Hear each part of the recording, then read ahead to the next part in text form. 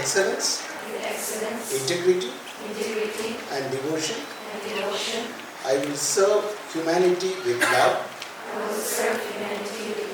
compassion, and selfless commitment, preserving the dignity and honor of my calling. In steadfast loyalty to my alma mater and deep reverence for my God, I vow to uphold the highest ethical and professional standards,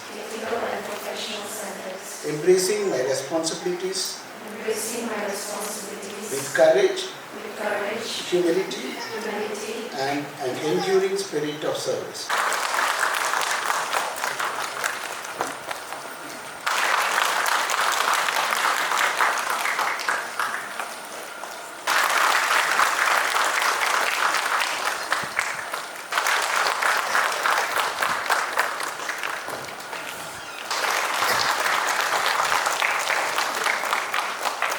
Good evening, everybody. Thank you so much for the honor and privilege of being here this evening. This is my first time in Dimapur, my first time in Nagaland, and I've just had 3.5 days, and I'm so impressed by what has been made possible, what all of you have done together here at Cihsr. I have heard about this from the very beginning. Dr. P.K. John, who came here from our sister hospital in Odisha, a good friend and senior of mine, would tell us stories about this. But this is the first time I got a chance to come and see, and I'm so grateful to God for all that is happening here. I've titled my talk, Pause, Reflect and Play. Some of you will want to fast forward, but it doesn't matter. Thank you for having me here. I am both honored and humbled. I'm just an ordinary little person, but God in His wisdom gives us opportunities like this, and I take it with both hands. Pause, reflect, play. Crossroads, milestones, ends of one chapter, beginning of another chapter. These are good times to take a small break. Look left, look right, look forward, look backwards, look up, look down. See where you're going before you rush off into life and to the next chapter. So as we end one chapter and begin a new one, both for the graduating batches and for the faculty, as you deliver another batch into the world, it is a good time to think and to ask ourselves some very basic reflective questions. And I want to put to you 3 questions. I'm going to do everything in threes. My father was a pastor, and every sermon he'd give 3 points. And I used to make fun of him saying, he'd say 3 points. 1, 2, 2, 2. Everybody always said 3. No, he was just making fun of him. So there'll be 3s everywhere today. It's a genetic problem. So 3 questions. Question 1. Why do we do? Or why do you do? Or why do I do what I do? Ask yourself that basic question. 2.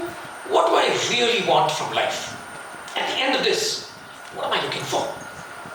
And 3. What do I want to see when I look back 40 years from now? I chose 40 because I think I'm about 40 years older than most of the graduates. Right? I'm somewhere between Mohenjo-daro and Chandragupta Maurya. Ancient. At this point in time, 40 years after I graduated, I'm looking back at life and I'm asking you, when you reach this point in time, you'll be far better than me, but when you reach this point in time, what do you want to see when you look back? I suggest that each of you, the graduating batch, take a little time, sometime, to answer for yourself these 3 questions. Don't show it to anybody else, write it down. Don't show it to anybody else, hide it, and look at it again 5 years from now, 10 years from now. Because unless we reflect, we will miss the messages and lessons of life. Life will run through. Remember, you are entering or continuing in a profession that is noble, that is beautiful, and yet that is being corrupted day by day. We are losing the soul of healthcare. our generation has failed you. And we are hoping that looking at you, you will restore the soul of medicine and nursing and allied health sciences. So it is important that you reflect. So I'm going to try and give you some gyan. Generally in graduation ceremonies, people do these things. My claim to fame is a fake guru. I applied for a license, but I can't sit cross-legged, so they cancel. So anyway, let's go for it. Sharing some wisdom. Some of it is borrowed, some of it is homegrown. This is from my father.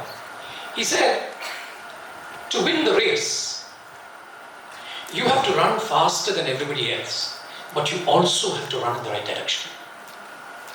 Now, as you set out from your training program, you're so happy the exams are over, done, and you start running. And you try to run faster and faster. Take a break and check out the direction.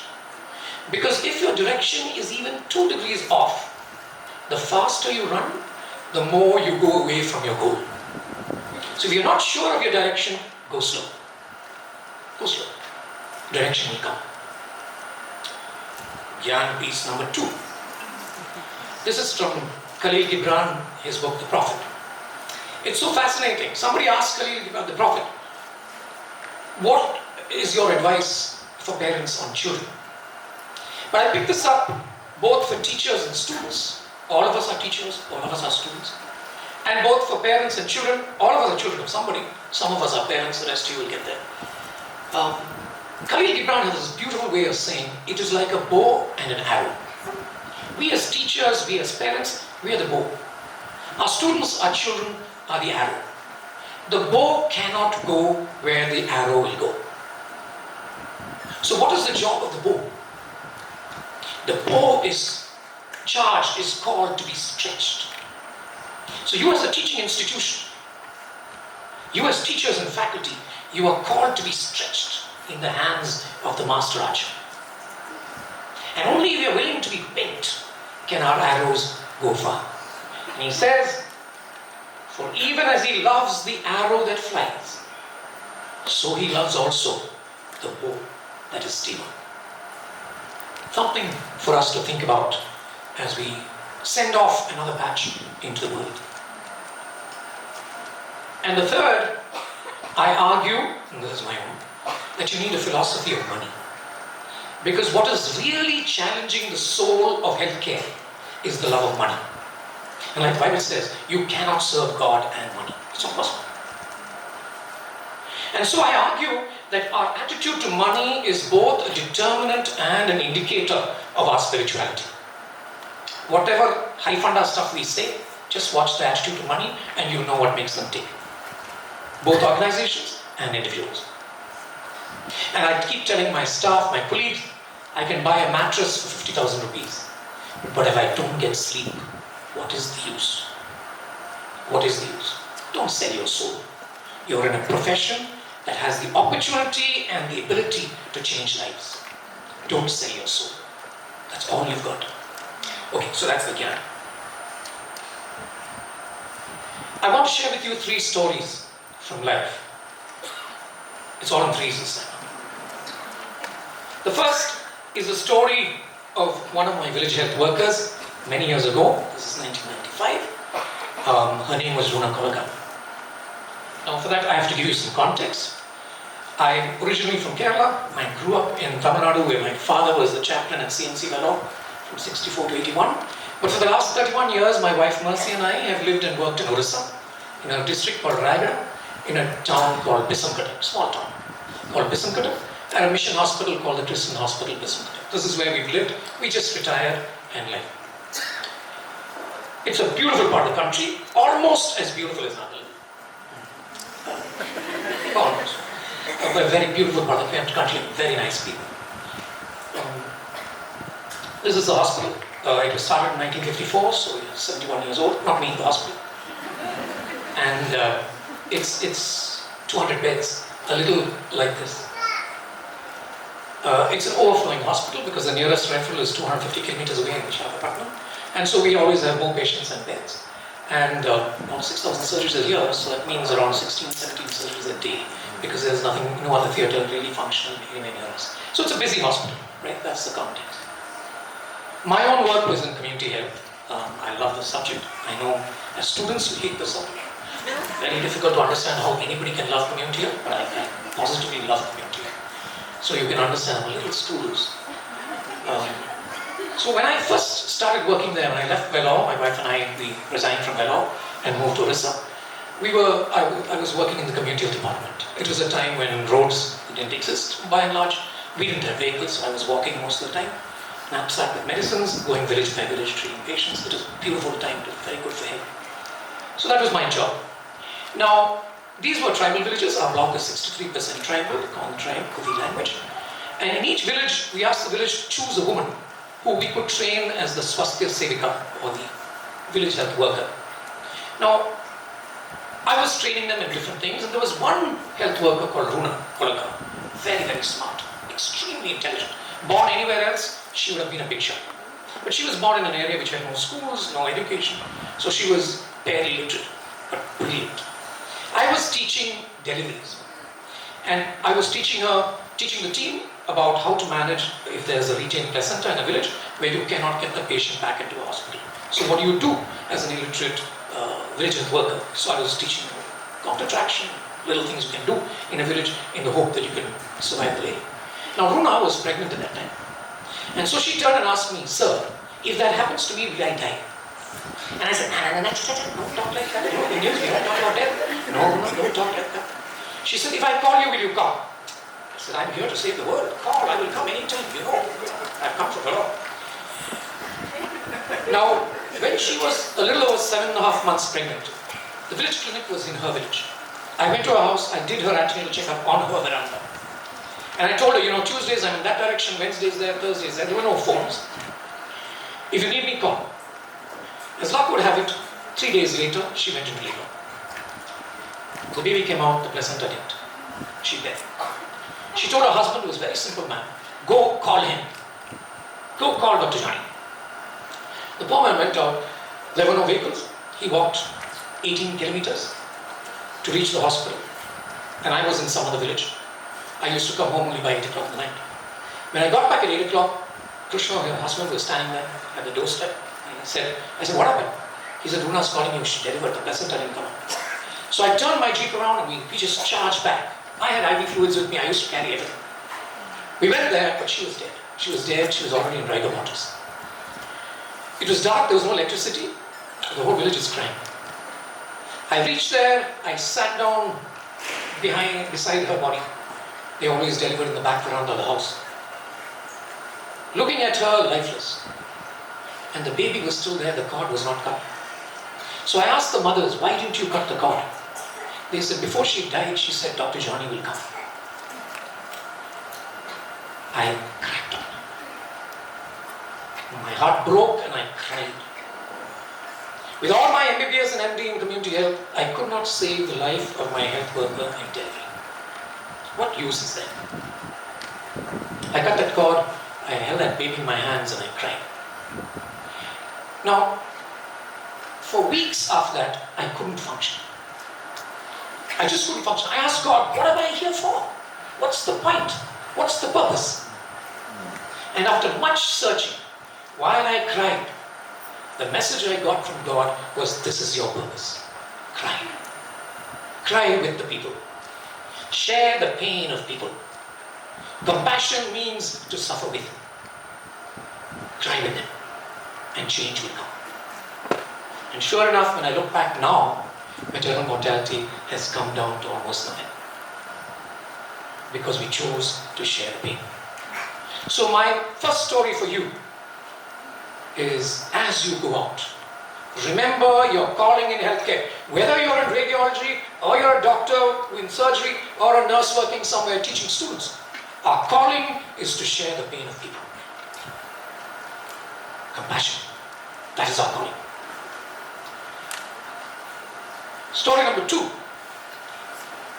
Don't minute, I won't make you cry. This is going to be a positive story. This is a story of a school we started called Mithra Residential School, Kachpaju. Dr. P.K. John was a board member in my hospital.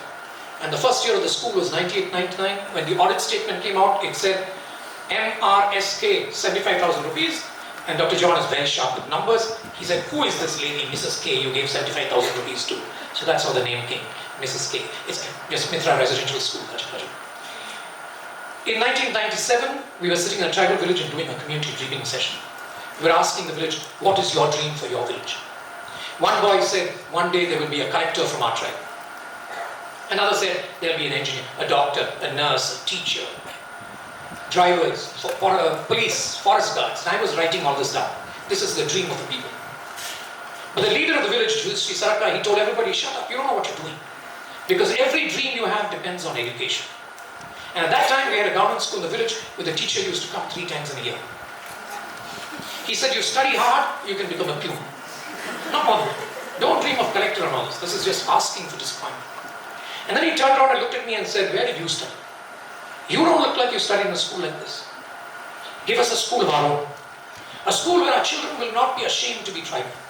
Where our children will be proud of their parents. Where our language, our religion, our culture will be respected. Give us that kind of a school and the rest will come true. I got scared.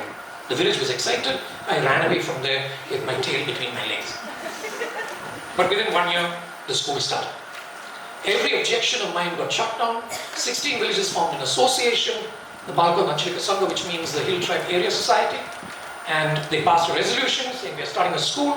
They chose the place. I couldn't believe you could build a school like this. But yes, we worked. That is that same leader, Cihsr, which is his son. This is 1998 when we were building the building. His son Maheshwar Saraka has now done a BSc and B.Ed, that little boy. And he's a government school teacher. Now, we started, we had no money. We had just a dream. And each family made bricks, mud mortar. We didn't have money for cement. All of us worked manual labor for 2 months. We made the school. We called it the Mahatma Gandhi building. And we started the school. That's again the same leader with our then medical superintendent. The first batch of children joined. The school is owned by 16 villages. Only their children study there. Selection is by lottery. So this is 30 children who joined the school. 50% seats for boys, 50% for girls.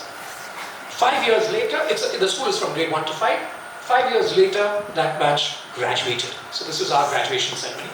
They don't get a cap like this, they get a shawl, and they headed home. This is 2003, 22 years ago. Today in this batch, there are 3 who have become sarpanchs. 1 election. We can already see tribal leadership growing. When we celebrated 20 years, the community got together, we danced together, we dance all the time. But this picture summarizes what we do. We dance the dance of life. With the community we serve, under the canopy of 3 mango trees that signifies the divine. It kind of encaptures what we're trying to do. And 2 years ago, we celebrated 25 years, 4,000 people. And we were celebrating because we said, as a village, as a community, as a tribe, we have become the change we dreamt about. If you look at the data, you can see huge changes, stark changes in the numbers of children who are reaching 10th standard and going for professional education. And that last line, if you compare those who won the lottery and those who didn't win the lottery, those who got to study and those who didn't get to study, there's a 2.5 times different death rate by the age of 18 to 32. Education saves lives. Education changes the future. So that's the second story I want to put to you. Dreams matter. So this was our dream. Our dream for education, and I would suggest whether you're doing your diploma or you're doing your GNM or you're doing your radiography, whatever you're doing, this is our dream as teachers and faculty for you. We hope that the course will give you some knowledge, will give you some skills, will give you some values when you study in an institute like this. But that is not enough. When you enter the market, you enter your service, knowledge, skills and values are necessary, but not enough. You will need critical thinking, the ability to think and make decisions. You will need emotional resilience. Trouble will come. There will be good days, there will be bad days. You can't give up. If you're a nurse, you get used to getting blamed for everything that goes wrong. And the credit always goes to the doctors. That was sponsored by the Nurses Association. You need hope. You need a conscious decision that tomorrow, that the best is yet to come. But then even that is not enough. As teachers, our wish for you, our desire for you is that you will become good human beings. Odia will say, Polla Manushi. Good human beings. But who is a good human being? Am I a good? Are you? That will be reflected in your behavior. In the way you treat your patients. In the way you treat people senior to you, people junior to you. In the way you treat people who the world does not consider important. We will know whether you're a good human being or not from your behavior, from your attitudes. Are you inclusive? Does caste and religion change the way you look at others? And also in your ability to build relationships. In the long term, success comes to those who can build relationships. It's not how smart you are. It's not how many gold medals you get. It is your ability to work with others. And then out of this, we hope and pray that some of you will become servant leaders. That you will dream for society. And that's the second story I want to put to you. The third story is personal. That's my wife and I. When your coffee is over, the hotel wala says get up and leave. So after 31 years working in Bissamgadak, our coffee finished. So it was time to retire and leave. I like this spelling of retirement. It's retirement. You put on new tires and you make new journeys. So this is when we were leaving Bissamgadak, our home, after 31 years, getting on a train to leave, our hearts full, overflowing with love, much more than we deserve. This is the question I was asking you. 40 years down the line, what will you take with you? We came empty-handed, we go empty-handed. But what do you have? What will be your essence? Your real essence? It's love. It's love and relationships, and we are ever grateful. So, in June last year, we moved to Kerala, where we've never lived before. It's our ancestral home. But nobody knows us. And so, we are now anonymous in Kerala. Which is like sleepless in Seattle. Which is good. It's lovely that nobody knows us, and we can wander around. The question I'm asking is, people look at us and ask, where were you guys for 31 years? I said, Odisha. What did you come home with? Because most Keralites are intent on reaching the promised land. That's the USA. And when they come back for holidays, they come back with large cars, large budgets, build big houses. And we've come back with a scooter. And so people look at us and say, But my question is this. We are happy. We are happy. And how do you put a price tag to happiness? So what matters for you at 40 years? And so at this point, when they ask us, was it easy? No. It was not easy. But was it worth it? Yes. So after 40 years, if somebody asks you, did you choose the easy way or the worthwhile way? I would choose worthwhile any day. Ease is okay, there's time to sleep in the grave. Worthwhile.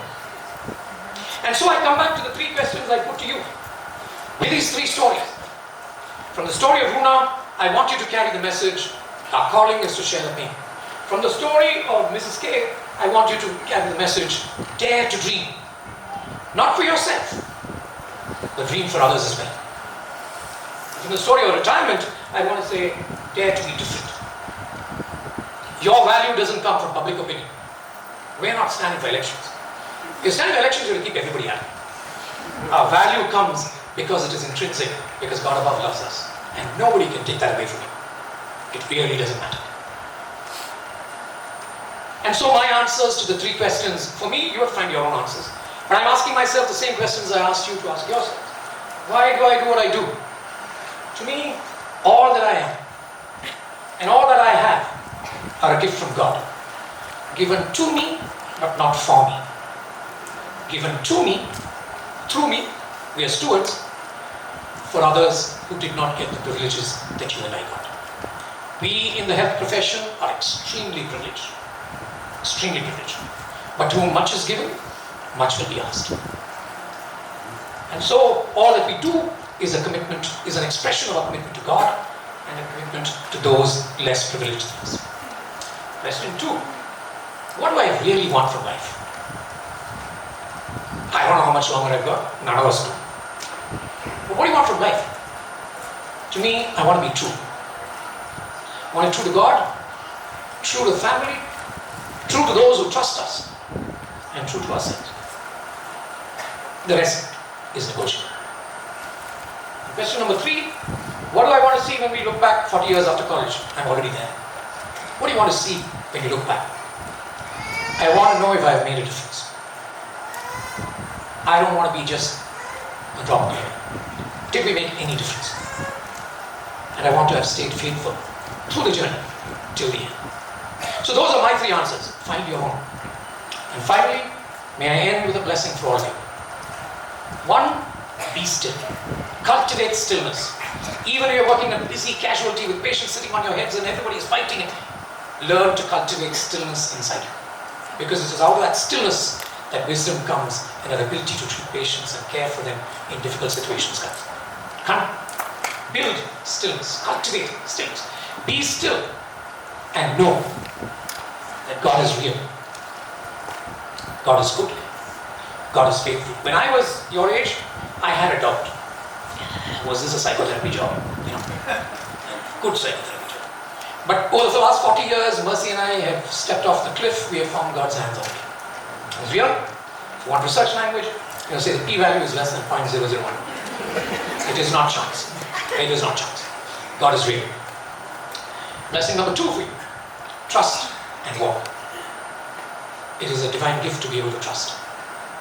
Trust and walk. And blessing number 3 for you, be the change you want to see.